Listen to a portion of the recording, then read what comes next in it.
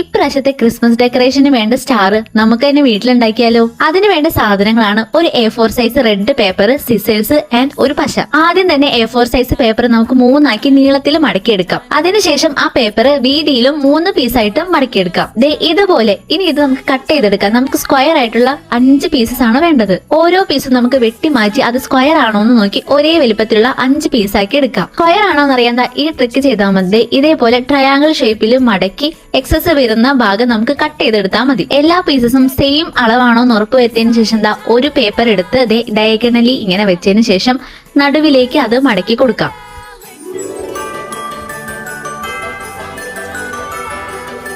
അതിനുശേഷം താഴേക്ക് നിൽക്കുന്ന ആ ട്രയാങ്കിൾ പോലുള്ള ഭാഗം നമുക്ക് ഫ്രണ്ടിലേക്ക് മടക്കി കൊടുക്കാം. ട്രയാങ്കിൾ ആക്കി മടക്കിയ ഭാഗത്തു തന്നെ വീണ്ടും ഒരു ട്രയാങ്കിൾ ആക്കി നമുക്ക് ഫ്രണ്ടിലേക്ക് വീണ്ടും മടക്കി കൊടുക്കാം. ഇപ്പൊ മടക്കിയ ഭാഗത്താണ് നമ്മൾ ഇനി പശ വെച്ച് ഒട്ടിക്കാൻ പോകുന്നത്.